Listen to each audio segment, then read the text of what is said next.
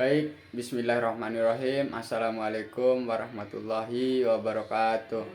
Perkenalkan, nama saya Imam Ahyar dari kelas 3E. Jadi adapun materi yang saya dapat atau yang saya kembangkan yaitu penegakan hukum di Indonesia. Sebelum ke situ kita harus mengetahui dulu apa itu hukum atau tujuan hukum. Tujuan hukum adalah mengatur pergaulan hidup manusia secara damai. Jadi atau hukum adalah aturan-aturan yang mengatur seluruh masyarakat Indonesia. Seperti yang dijelaskan oleh Undang-Undang Dasar 1945 dalam pasal 1 ayat 3 yang mengatakan negara Indonesia adalah negara hukum. Jadi negara Indonesia ini adalah negara yang memiliki aturan-aturan yang diatur oleh pemerintah. Jadi siapa saja yang menjalankan hukum di Indonesia.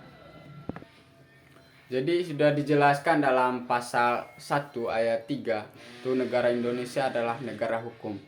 Jadi hukum itu ada dua, ada hukum yang tertulis dan ada yang tidak tertulis. Contoh seperti hukum yang tertulis seperti Undang-Undang Dasar Negara Republik Indonesia, yang dimana itu terdapat aturan-aturan yang dibuat oleh pemerintah Indonesia.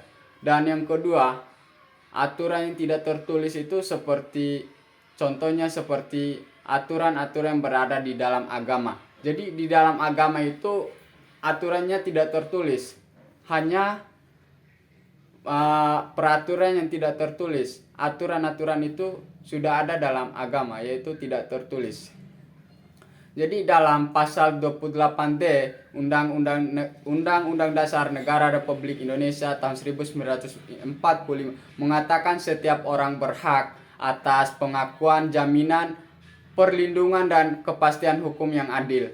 Jadi negara Indonesia ini memberikan jaminan, perlindungan dan kepastian hukum yang adil. Jadi itu saya rasa dalam pasal yang disebutkan oleh aturan yang ada di dalam Undang-Undang Dasar dalam pasal 28D.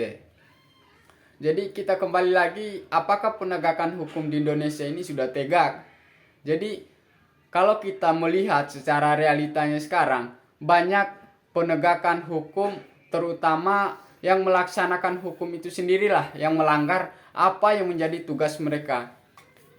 Jadi siapa saja yang menjalankan atau yang melaksanakan hukum ini, yaitu aparat kepolisian, pengadilan, dan kejaksaan.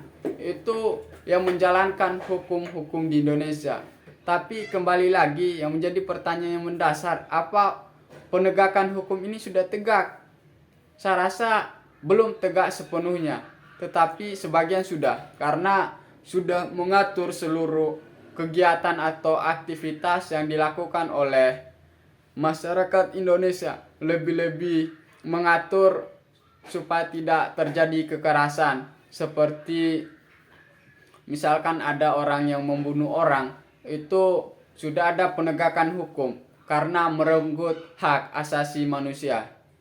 Jadi adapun tujuan hukum yaitu mengatur pergaulan hidup manusia atau masyarakat Indonesia secara damai. Ini hadirnya hukum ini memberikan kedamaian bagi masyarakat Indonesia. Jadi perlu kita syukuri bahwa negara Indonesia adalah negara hukum karena sudah mengatur dan membuat kita secara damai tanpa adanya tindakan kekerasan, tindakan represif oleh orang lain.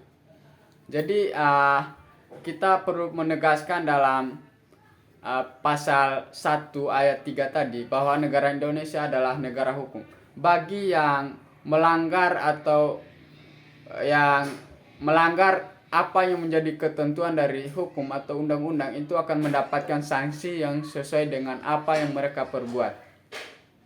Jadi poin yang saya petik dalam pembahasan ini, penegakan hukum di Indonesia ini belum tegak sepenuhnya karena aparat kepolisian dan kejaksaan maupun pengadilan itu mereka sendiri yang melanggar apa yang menjadi aturan bagi mereka sendiri. Mungkin itu saja dari saya. Lebih dan kurangnya saya mohon maaf. Billahi taufik wal hidayah. Wassalamualaikum warahmatullahi wabarakatuh.